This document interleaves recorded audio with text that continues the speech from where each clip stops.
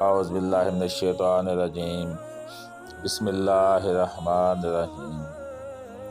حضرت ابو سعید خدری رضی اللہ تعالیٰ عنہ روایت کرتے ہیں، ایک دن رسول اللہ صلی اللہ علیہ وآلہ وسلم مسجد میں تشریف لائے تو آپ صلی اللہ علیہ وآلہ وسلم کی نظر ایک انصاری شخص پر پڑی جن کا نام ابو امامہ رضی اللہ تعالیٰ عنہ تھا۔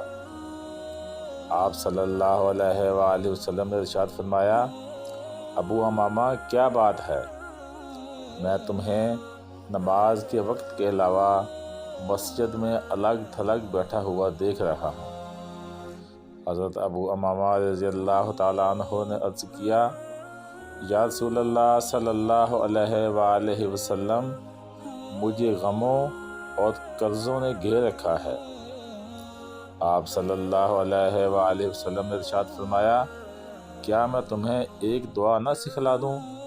جب تم اس کو کہو گے تو اللہ تعالیٰ تمہارے غم دور کر دے گا اور تمہارا قرض اتروا دے گا۔ حضرت ابو امامہ رضی اللہ تعالیٰ عنہ نے عرض کیا، یا رسول اللہ صلی اللہ علیہ وآلہ وسلم، ضرور سکھا دیں۔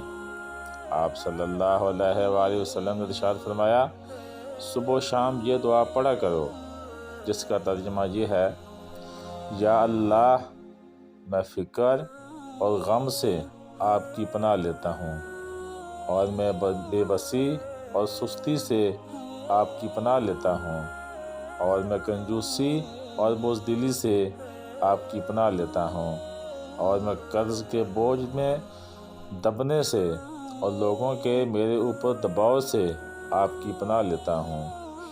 حضرت ابو امامہ رضی اللہ تعالیٰ عنہ فرماتے ہیں، میں نے صبح و شام اس دعا کو پڑھا تو اللہ تعالیٰ نے میرے غم دور کر دیے اور میرا سارا قرضہ بھی ادا کروا دیا۔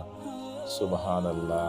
اللہ تعالیٰ سے دعا ہے کہ اللہ پاک ہمیں احادیث نبوی صلی اللہ علیہ وآلہ وسلم پر عمل کرنے کی توفیق عطا فرمائے۔ آمین۔